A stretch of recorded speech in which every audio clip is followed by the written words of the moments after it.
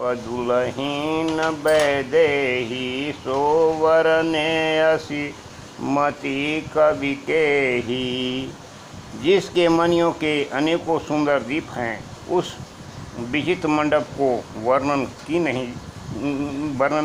किया ही नहीं जा सकता। जिस मंडप में श्री रामचंद्र जी की दुल्हन होगी, किसी कवि की ऐसी बुद्धि है जो इसका वर्णन कर सके। दुलहुअ राम रूप गुण सागर, सो बितानु हेतु लोक उजागर।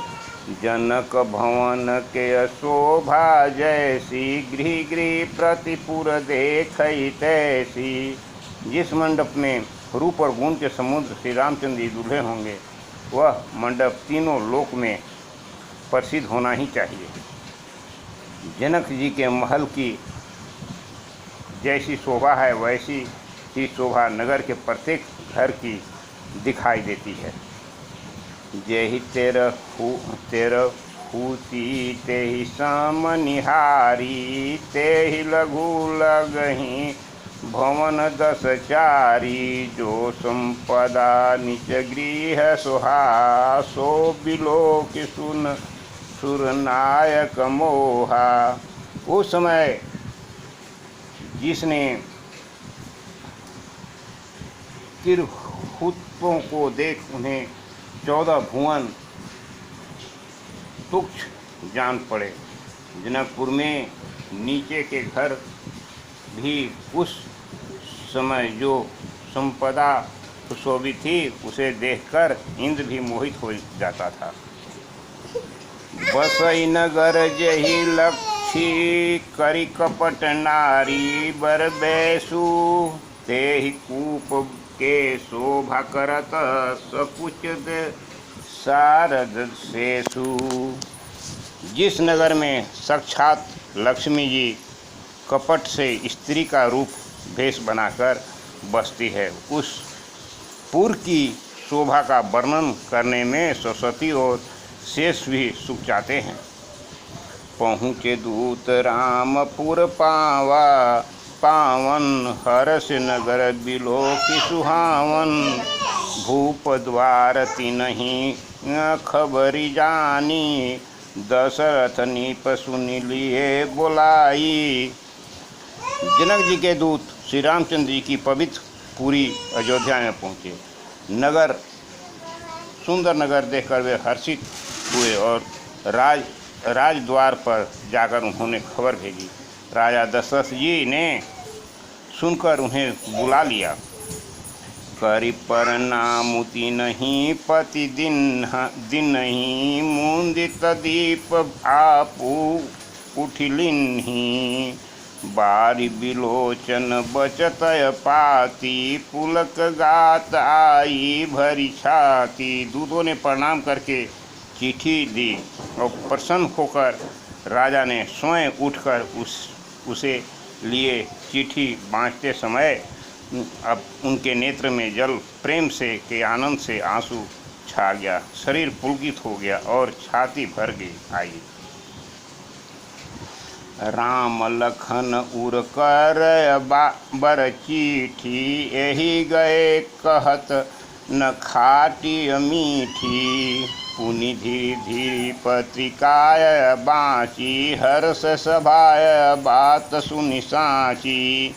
हृदय में राम और लक्ष्मण के हाथों में सुंदर चिट्ठी है। राजा उसे हाथ में लिए ही रह गए, खट्टी मीठी कुछ भी कह न सके। फिर धीरज धरकर उन्होंने पत्रिका पढ़ी और सारी सभा सच्ची बात सुनकर हर्षित हो गए। खेलत रहे तहाँ धीरु पाई, आय भरतु सहित हित भाई। पूछत अति स्नेह सकुचाई, तात कहाँ ते पाती आई। भरत जी अपने मित्र और भाई शत्रुघ्न के साथ जहाँ खेलते थे, वहाँ समाचार पाकर वे आ गए और बहुत प्रेम से सुख चाहते हुए पूछते हैं, पिताजी चिट्ठी कहाँ से आया है। कुशल प्राण प्रिय बंधु दो अहिह कहूँ केही देसु सुनी स्नेह साने बचन बाची बहुरी नरेश। हमारे प्राणों के प्यारे दोनों भाई कहिए कुशल हैं? कुशल तो हैं, और वे किस देश में हैं? सने वे वचन सुनकर राजा ने फिर चिट्ठी पढ़ी। सुनि पाती पुल के दो भ्राता अधिक स्नेहु समातन गाता। प्रीति पुनीत भरत के देखी सकल सभा सुख अलहु विशेषी। चिट्ठी सुनकर दोनों भाई पुलकित हो गए और स्नेह इतना अधिक हो गया कि वह शरीर में समाता नहीं। भरत जी का पवित्र प्रेम देखकर सारी सभा विशेष सुख पाया। तब निपदूत निकट बैठाए मधुर मनोहर वचन उचारे। भया कहूँ कुशल दो बारे तुम्हनी के निज नयन निहारे। तब राजा दूत को पास बैठाकर मन को हरने वाले मीठी वचन बोले। भैया कहो, दोनों बच्चे कुशल से तो हैं? तुमने अपनी आँखों से उन्हें अच्छी तरह देखा है न?